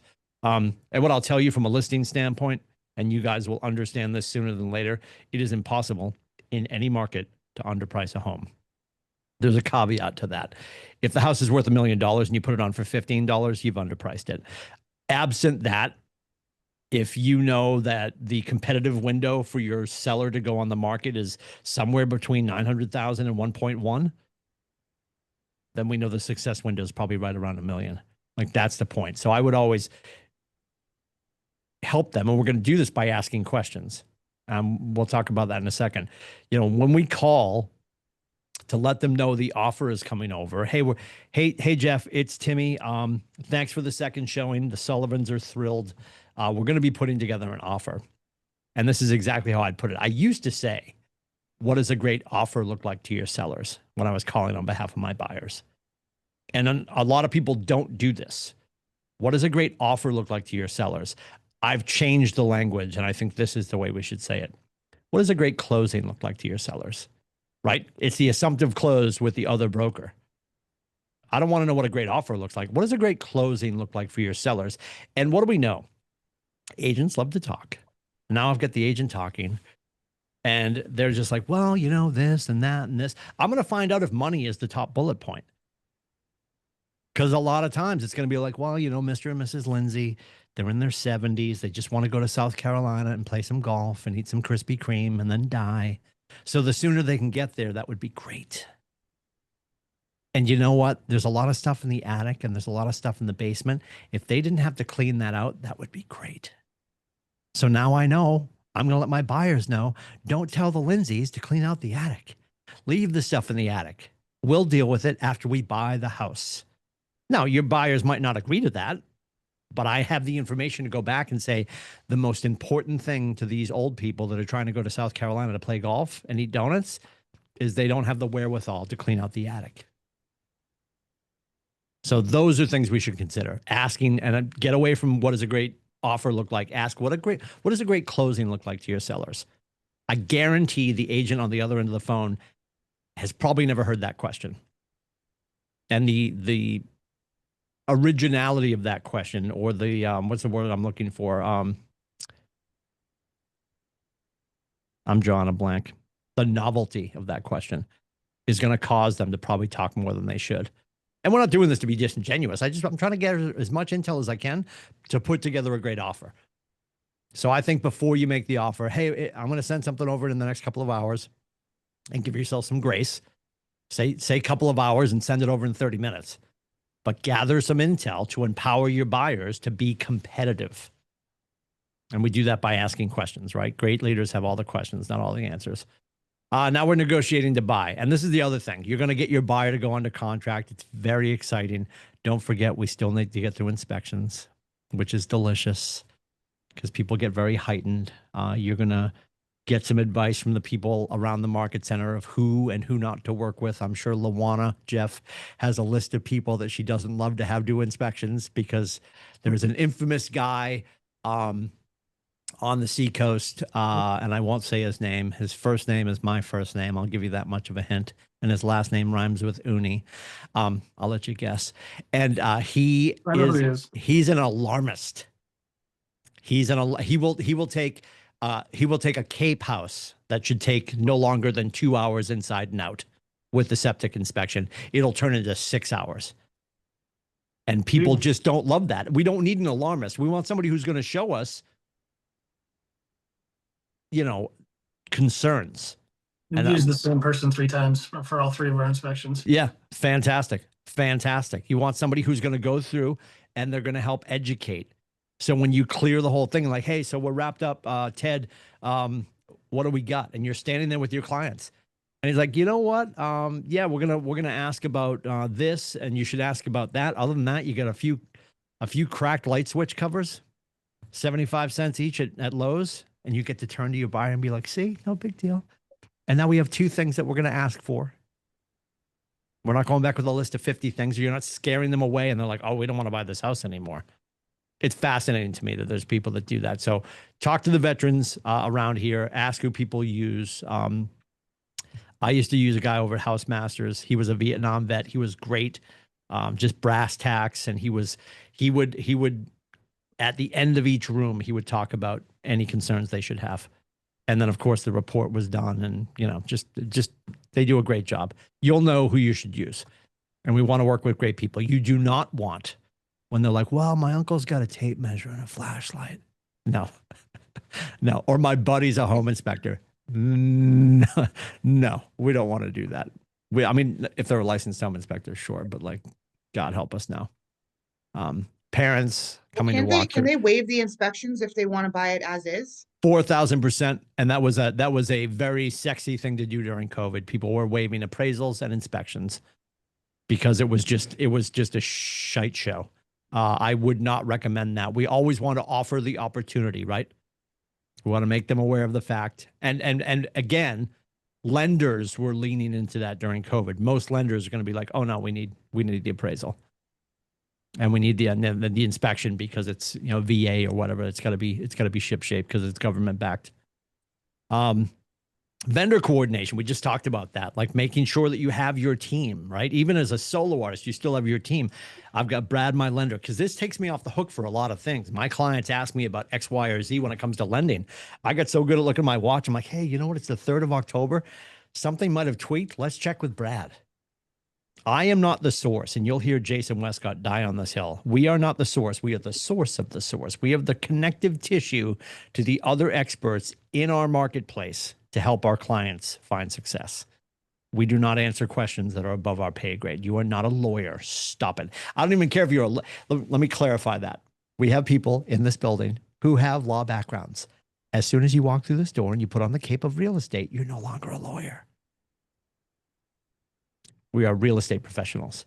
I don't care what your background is. I don't care if you tackled people in courtrooms in a past life. We are a real estate agent, and we let all of the other people do their roles. So build that circle of trust, because if you start to work in Massachusetts, they are not a title state. Your clients are going to get a lawyer to do the paperwork and to do the closing and all that kind of stuff, and you got to be prepared for that. So have those relationships. Pre-close preparation. This is important for your buyers. Ted and Julie are so excited about their new house. They bought a 3-car garage, and Ted's going to go out and get an F-350 to put in that 3rd bay. No, he's not. He's not going to sneeze, poop, or fart for the next 3 weeks, because you know what the financial department's doing at Movement Mortgage? They're checking every dark corner of your financial history. You don't buy a couch, you don't buy a pack of gum, and you have to beat this into your buyers. Don't do anything. And you don't have to do this. You make sure that Brad, and Brad will, your lender of choice will, you don't go buy a car for the, well, you know what? We only have 2 cars. We get that 3rd bay. We're going to go get the John Deere. Those are 10 grand now. You don't do that. You don't quit your job. People are so excited. Oh my God, we got this house. We're going to start to have a family. I'm quitting my job. Julie, you can't quit your job, because your job and your employment, and they're going to do the employment verification within 72 hours of the closing to make sure everybody still works where they said they worked. Julie is part of the financial conversation. So she quits her job over Fidelity, and then they call Fidelity and they're like, oh yeah, well, Julie Lindsay's not here anymore. That's a bad idea.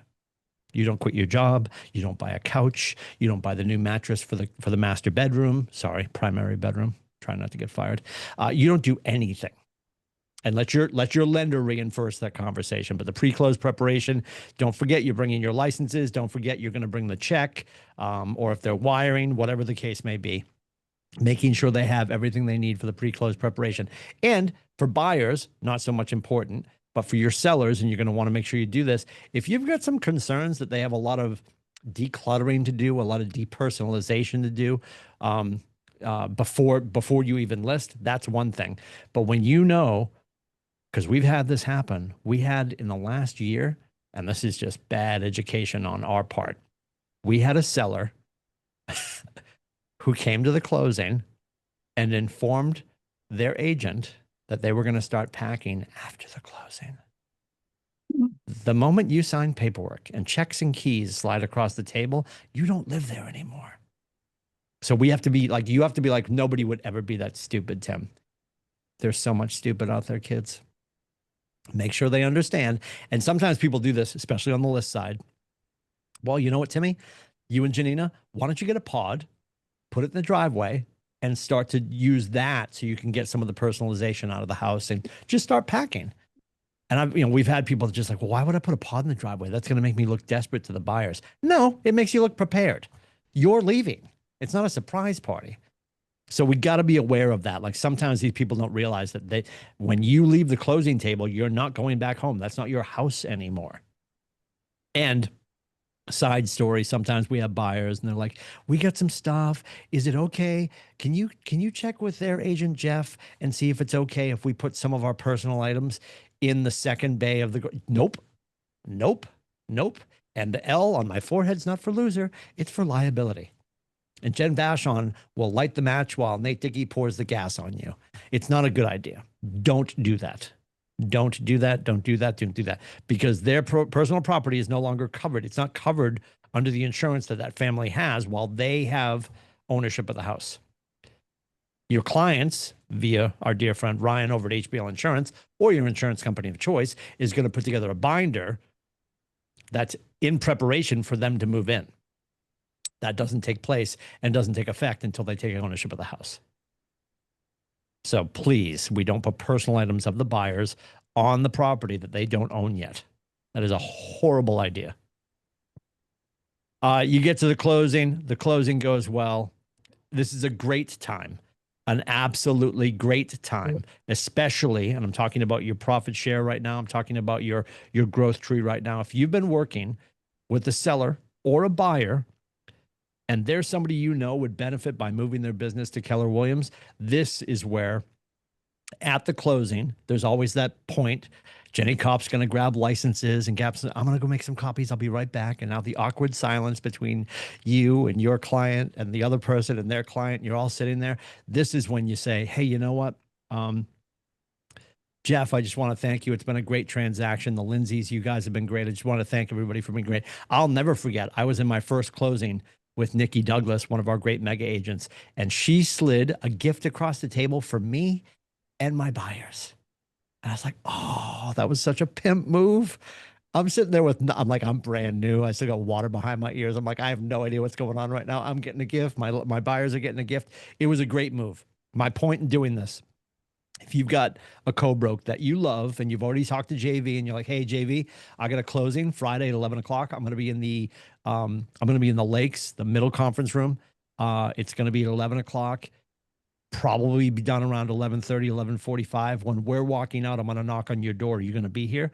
Yep. Who is it? It's Jeff Gray. She has Jeff Gray's production pulled up, all this kind of stuff. And then I go in and I've already said to Jeff, hey, I've been bragging about you to JV. She wants to meet you before you escape. Then we knock. The door swings open. JV's there. JV, this is Jeff. Jeff, this is JV. Jeff, come on in, blah, blah, blah. The door shuts. JV works her magic. Are we recruiting Jeff in the moment? No. But what is JV about to ask Jeff? Because she's got his production pulled up on her computer. She's about to have a conversation with Jeff that his broker has never had with him. Timmy was raving about you, blah, blah, blah, this, that, and the other thing. You looks like you've had a great year. Hey, what are your plans for 2026? Jeff said the average American real estate company. I don't know. Do more of what I did this year. Well, you know what? We got some business planning clinics coming up with our coach, Tim, blah, blah. Just start to talk. Nothing's going to happen magically in that moment. Maybe it will. But you start to build the foundation of building your growth tree and giving a warm lead, a productive lead to JV. Because you guys aren't in charge of recruiting. You relate and you refer. And that's a great time to do it. They're in our building. They're seeing our staff. They're feeling the energy. And then they get to meet the team leader who knows everything about everything because she's also our managing broker. She's talking to that person about their business. Their broker has not had this conversation. I promise you that. Our broker is asking your co-broke what their plans are for 2026. Their broker is not asking them that question either. and they're leaving. They're just like, that was different. They might not be impressed. They might not care, but they're not insulted. It's like asking them if they're going to buy with cash. It's not going to piss anybody off. It's going to make them think differently about the experience they had at KW. Post-closing, if you're on the list side, don't forget, we have to remember this. Well, you know what? I worked with Candace. This is our second transaction. She's my client for life. This just in, said with love. No, she's not. Because as soon as the ink dries on that paperwork and it gets filed with the county, guess who Candace belongs to? The universe. You can feel in your heart, deep in the cockles of your cockles, you're like, you know what? Candace is going to be my client for life. Well, if you stay in touch, yes. But if Candace, as the buyer, just bought a house that Jeff put on the market, and I'm walking away from the transaction, if I am Jeff Gray, you know what I'm going to make sure I do? I'm going to make sure within a week, maybe even sooner, because there's no rule here, I'm going to send a letter off to Candace. Hey, Candace, you know, it was great working with you and Tim. Got to reference me because he's about to drive a truck over me. Because where am I? I'm down at Hampton Beach getting a tattoo with my check, right? Because I'm orphaning my buyer. And Jeff is sending a letter off that says, it was great working with you and Tim. I'm so glad that you found the Lindsay's house to be a home for you and your family. Because who ultimately is responsible for me and Candace, my buyer, finding the house? Jeff's marketing, Jeff's conversation, Jeff's relationships. He's the mayor of this town. That's why we bought his house. He had to put it on the market. He had to have the marketing. He had to invite me to a broker open. He had to have an open house that Candace would want to go to. So now he gets to step in and remind her of that. Because again, I'm getting fried dough on a tattoo and making poor decisions down in Hampton Beach, right? I've already orphaned her. Jeff's sending her a letter, thanking her and praising her for the opportunity to work with her on the other side. And if you need anything moving forward, Candace, don't hesitate to reach out. Because what does Jeff know about that neighborhood? Everything. He's the friggin' mayor. He created the experience that attracted my buyer and me. And now I'm off orphaning Candace. And Jeff is building the relationship. So who do you think Candace is probably going to work with when she sells her house in 7 years? Should Jeff stay on top of the conversation? Because if Jeff is really the mayor of that neighborhood, the next house that sells in that neighborhood is going to have Jeff Gray on it. Now, conversely, I think a really smart thing to do, Candace moves in. Jeff is going to come get his sign in the next couple of days. A lot of listing agents are very lazy with this because they leave their sign up as long as possible, which is cool. And if Candace is cool with it, cool. What I would ask Candace after the fact, and nobody does this. This is a Cody Gibbons, Cody. Why am I drawing a blank on Cody's last name? Cody from Texas. I'm drawing a blank on his last name. Anyway, Cody uses this as his 13 hacks to 100 listings.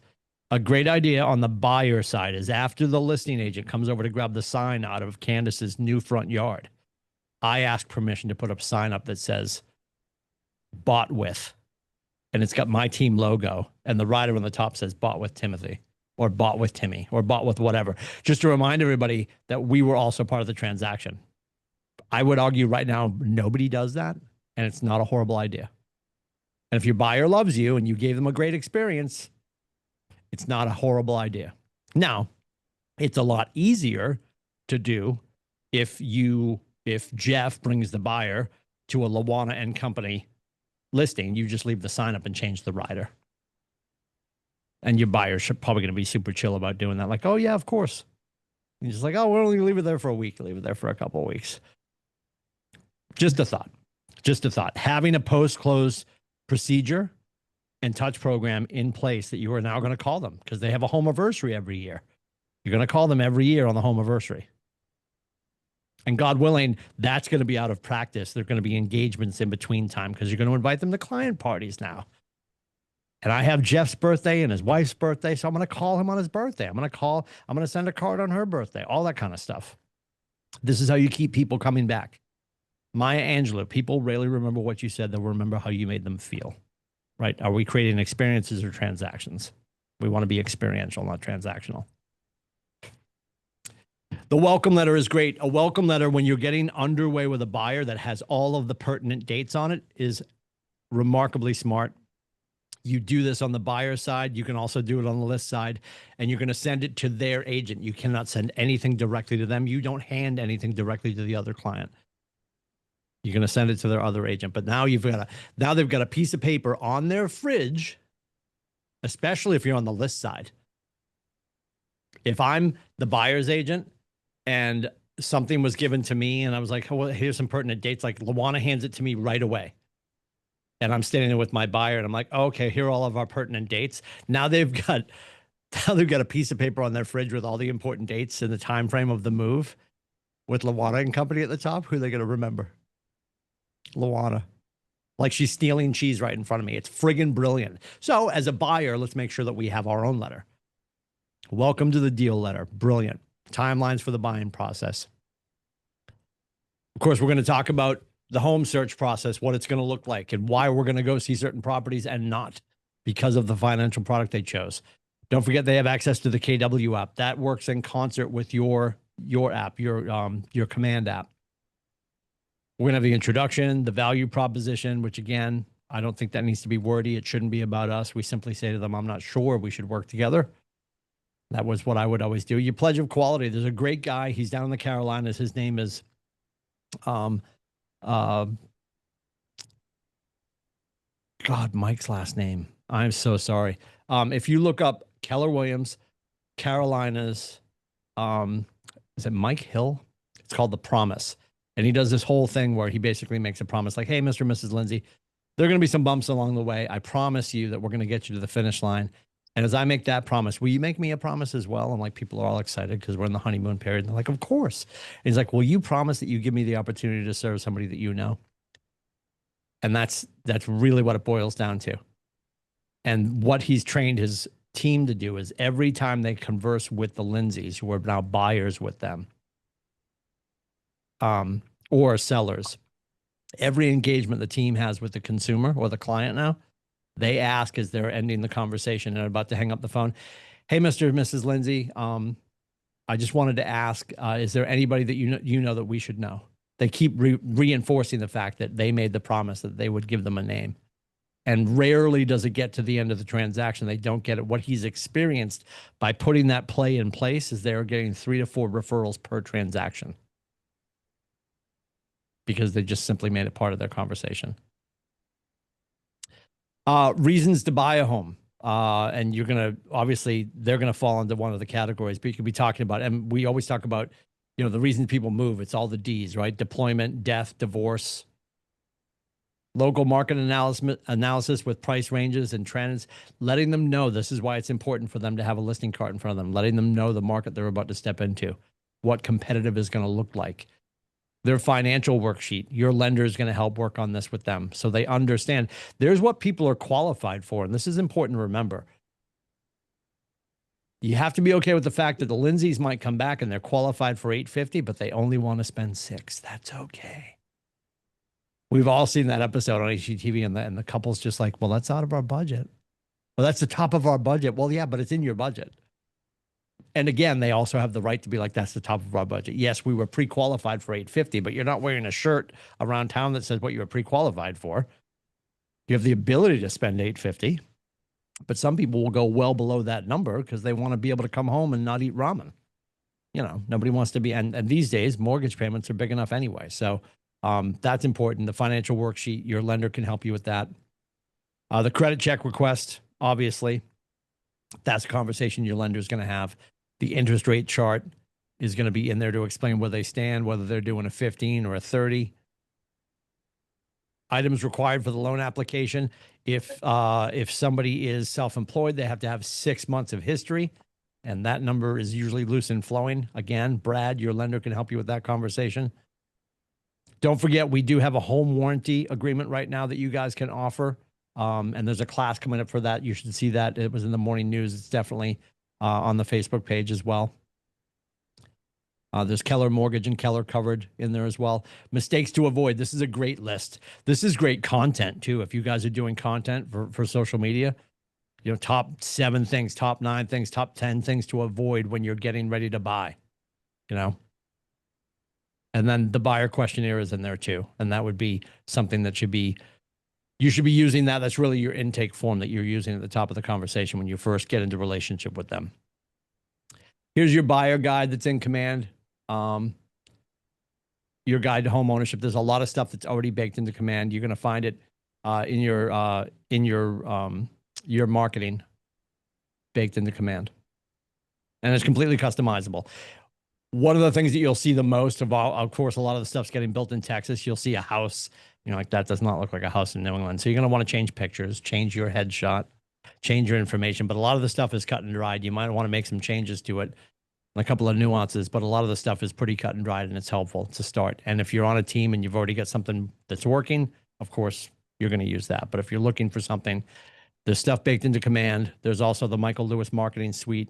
That information is on the hub at kwclmhub.com. Neighborhood Insights. This is all about making sure that they understand. This is something you can use, Neighborhood Insights, while they're shopping to make sure that they have an idea of the neighborhood they're looking into. Also details about where they're currently living. And that's all in Command. Home buying and how home works. Home buying, home works. You can go through here, find your new home, make your offer. This is just bullet points for them.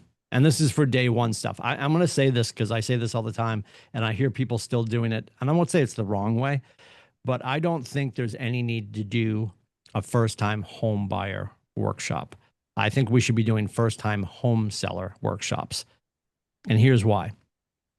A home buyer or a home seller, a first-time home seller workshop is important because what conversation can live inside of a first-time home seller workshop? All of the things that are going to happen for the buyer too. Like if somebody's only ever bought a house, they have no idea what to expect when they first sell. And if you have a first-time home seller workshop, you are now targeting the people that you really want. I want the listing. Can you also invite first-time home buyers to this conversation? Sure. Does this give me a chance to show you my lender and my insurance person and my title company and my butcher and my baker and my candlestick maker? Yes. What does that help reinforce? My fee. So I think a first-time home seller seminar is a great place to start because that helps you capture both sides of the transaction and you can educate the first-time home buyers inside of that conversation. The pushback I always get is, well, Timmy, I'll educate my sellers when I sign them. I love the confidence, but you're presuming you're going to sign them. And who knows when they're going to sell? And would you be okay? Here's one of your negative positives. Jeff, would it be okay if you invited people to a first-time home seller project seminar and they didn't sell for 3 years? Say yes. Yes. Because what do I want to know? I have the Lindsay's business in 2028. That's what I want to know. Just keep offering value. All of this stuff is in Command. Yeah, what's her name? Christy Royal. She's much better looking. I think if I were to jump back into sales, I'd probably use her headshot because mine's terrible. Would confuse people, but that's okay. But these are all data points you can put in there and put your local data market in there. It's all done. Super simple. If you don't want to create, and I know what the life hack is right now. Just have ChatGPT do it. I mean, and yes, and we also know 20-60-20 with ChatGPT. Any AI, 20% is the prompt we give it. 60% is the heavy lifting that the ChatGPT does for me. And the final 20% of the 100% is me rehumanizing it, me making sure it looks like mine, or not looks like mine, but it feels like it's coming from me. Because we're going to get to a point where people are going to read an email and be like, oh, that was AI. But Jeff could write a great email that was AI assisted, but it's still Jeff's voice. So now you're preparing for the consultation, right? And I trust, Candy, when you go on your first consultation, you might want to drag somebody with you. Maybe you'll have a mentor. Jeff, have you done consultations already? Say yes. Yep. Yep. Were you freaked out when you went on your first one? Yeah. Did you bring somebody with you? No, just like not for seller, for buyers, but yeah, not yet. I will for a seller, for a listing. Okay. Yeah, sure. Yeah. Yeah, absolutely. Absolutely. I'm knowledgeable and caring and the best agent for these clients. They will appreciate my expertise and preparation and choose me to represent them as they buy a home. Gary's real big on affirmations. I find it funny that people are just like, yeah, I see these affirmations, or that, you know, there's one from Bold that they're home, they're happy, and they want to list with me. And people are just like, I think affirmations are goofy. Well, it's funny because we get really worried and quirky around positive affirmations, but we're really good with negative ones, right? I could be walking down the hall and I pass Jeff or Candy and I sneeze, and Candy turns around. She's like, "Are you getting sick?" And I'm like, I don't think so. And then I walk in my office. I'm like, maybe I am getting sick. Like we will run with a negative affirmation, but if I ask you to put in the shower, they're home, they're happy, and they're going to list with me, you're like, that's stupid, Timmy. I think we need to reaffirm the positive, and we have to understand we're not bothering people, and we are of service. And it's never a cold call. It's always a warm call, because when you offer value, there is warmth. So something like this, you're knowledgeable, caring, and the best agent for these clients. That comes right from Michael Mayer. 7 Levels of Communication. Great book. And the mantra in that book is, today, somewhere in my city, someone's looking for help, and it's my job to find them. That's the video game of what we do. There's your buyer needs analysis with a bunch of questions. You can ask all these questions. What's important about the bathrooms? What you want to make sure is you're not going too deep and too specific. Like if somebody's just like, we really want a wood burning stone hearth in the living room. Like, I get that. And here's the thing, because you can say to anybody, listen, we can find that. But usually within the constraints of the town they want to be in and the price point or the price bracket that they're working in, there are going to be some restraints. So I was always very specific about, would it be okay if we didn't find the fireplace, but we found a living room with a big enough wall to put in a gas insert or something like that? So when you're going through their wish list, make sure that we're being as we're not being as specific as possible, because we want to make sure, like, hey, I know you want a 3-car garage, but you're coming from a condo in downtown Portsmouth where you had a no-car garage. So Mr. Lindsay, would it be okay if you only had a 1-car garage? Or if you didn't have a garage, but there was room on the lot to build a garage later? Like, just understanding where they're willing to bend a little bit to make sure that they're getting the house that meets their standards to the best of their ability. Because we know this. Ask any veteran agent. There is no such thing as a 100% house. You could have them build it from the ground up. I did this in my last year, the summer of 14. I helped a family move from Virginia. They built a house with, I was working with Nikki Douglas. She was on the other side of it. Her builder built them a house. They bought the top of the cul-de-sac. They paid $25,000 extra for that lot because they wanted the top of the cul-de-sac. And they were downsizing, or as we call it now, right sizing. And they built the biggest friggin' house. I thought it was the funniest thing. They did nothing near downsize. And it would be $1 million now. Back then it was probably $650, I think we ended up landing at. It's in South Dover. There's all horse paddocks out there. And I said to them, while we're here and spending all this money, because they dragged me to every appointment, and I'm sitting there with the architect, I'm like, you should do the little rooferettes over the garage. And here's why. Because if you ever pull in and your ass out and it's raining while you're pulling the bags out of the back of the car, you don't want your ass to get wet. You should do the rooferettes. And he's like, I don't think we need them. And he called me like 2 months after they moved in. He's like, Timmy, I was just grabbing the groceries out of the back of the car. It's pouring and my jeans are wet. I should have listened to you. The one thing they did listen to, I said, don't do the builder's deck. I said, spend the money to put the massive deck on. They were big, huge colonial, and they did a huge sweeping length of the backyard, or length of the back of the house deck. They listened there. But I thought it was funny, the rooferettes, they skipped the rooferettes. And he's like, I should have listened. I'm like, dude, it was like $10 more at that point. It wasn't. It was a lot more than that. But closing for the agreement. We're not doing the activity because we're skating quickly. But we just want to make sure we're always asking for the business, confirming that they want to move forward, and reminding them, right? This is a great teacher tool. When we're going to teach, we talk about what we're going to teach, we teach, and then we tell them what we taught.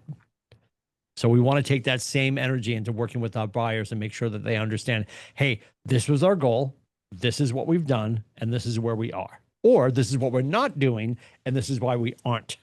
And you're going to have that conversation with some of your persnickety buyers at some point as well. Don't forget about their KW app. They can use the KW app. The cool thing about that is if they're on their consumer app, which you should have on your phone, it's like your digital business card. Wow, I should start drinking again. Your digital business card. Welcome back to the show. If they have the KW consumer app, that works in concert with your command app if you're using those. If they're on their consumer app and they're looking at properties that are like the property that they're looking for, as they start to like things, what's really cool is when they realize, and you can put this in the notes somewhere too, I can say pasta spout in the kitchen is important. If I know kitchen is really important to them, it will reshuffle pictures. Not all the time, but sometimes it will reshuffle pictures. As they're looking at houses, it will show the kitchen photos first. Just because it knows. And I'm sure with AI, it's getting smarter and smarter and smarter. But you can also see what they're looking at. They can rate stuff. They can show importance, and it will help educate you along the way as well.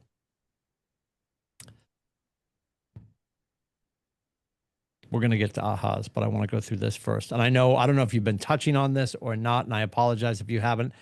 Are you having your conversations? And are you adding those conversations as contacts to your database?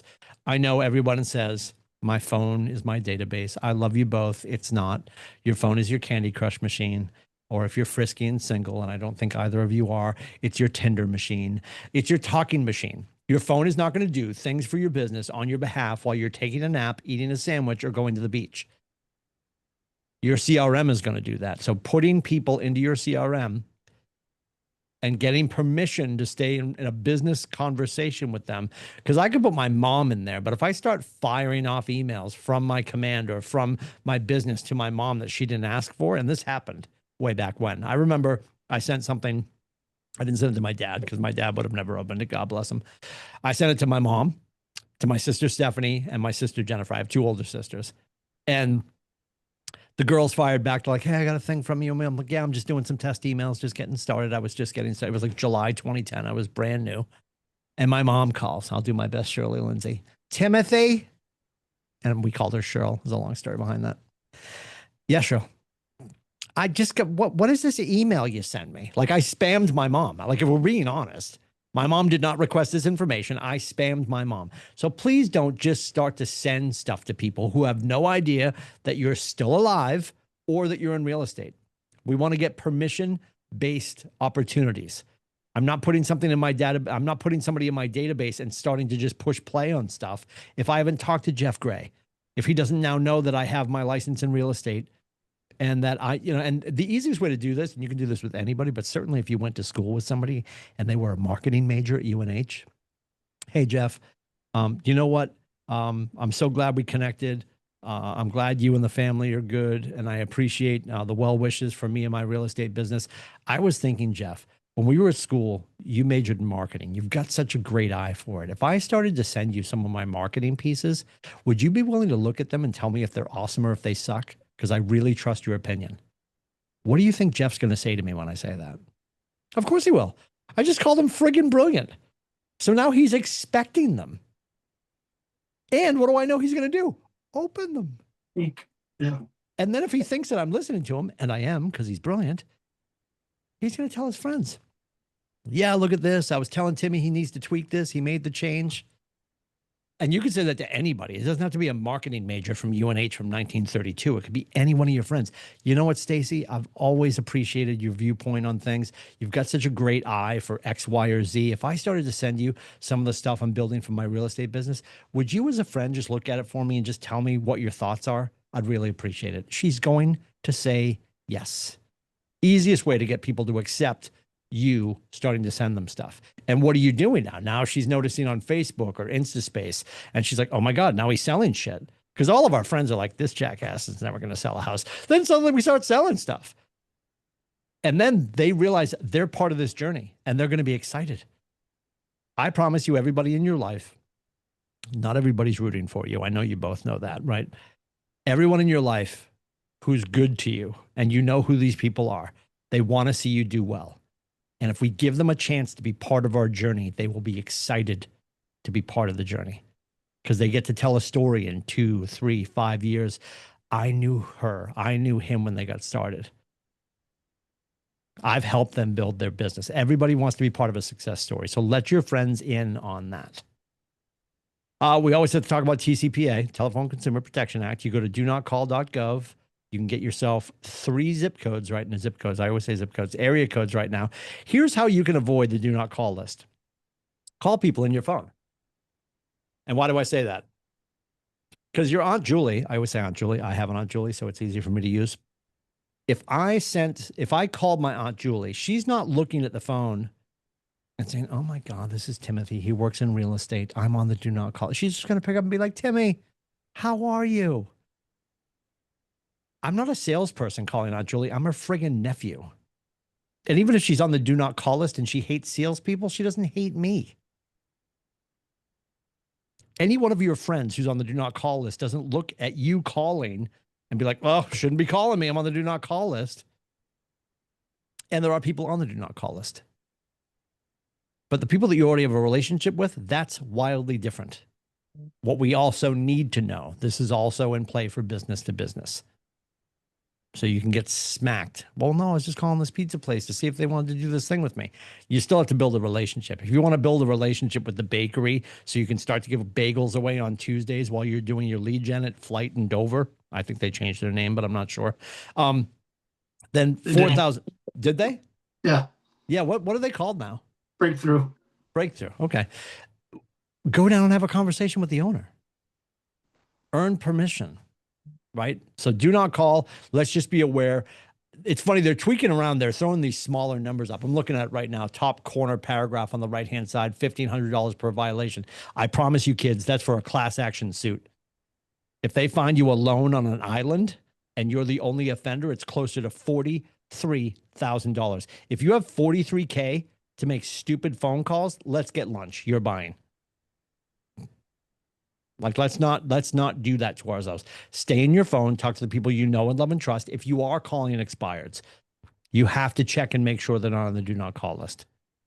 And even if you checked and I see that Jeff Gray's nowhere to be found, but then I call and Jeff Gray says, "Yeah, Timmy, I don't know where you got my number, but I'm on the do not call list." My response at that point is, "Mr. Gray, I apologize. I'll update my notes. Have a fantastic afternoon." Click. I do not get in a verbal argument with him because I know, "Well, Mr. Gray, I'm looking at the list and you're not here." Don't do that. Jeff Gray is going to dedicate his next 3 days to getting me fined if I do that. Don't do that. And there's too many opportunities out there that if somebody's on the do not call list, don't bark up that tree. Because the big fat number, if you're by yourself, is 43K. Go ahead. Yeah, but if you call somebody like you just said and you said, "Oh, they tell you that they're on it," Yep. and you just end it right there and hang up, you don't get in trouble, or you do get in trouble, or No, if you no. argue with them, you get Come in on in, trouble. Troy. No, because they would have to be pissed off enough to go after you, and they won't.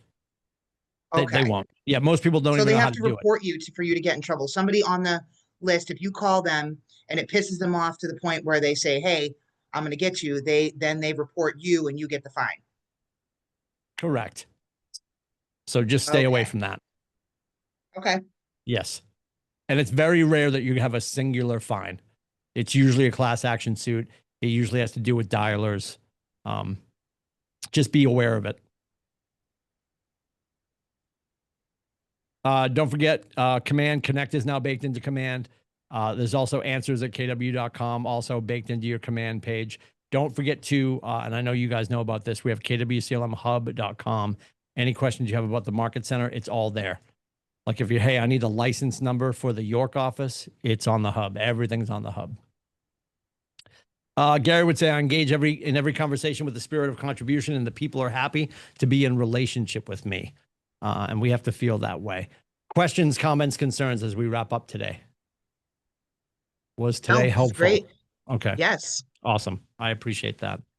All right, kids, enjoy your weekend. And we'll be back at it. Session 16 is Monday at 9. Okay? Sounds good. Take care, guys. Yep. Bye-bye. Thank you.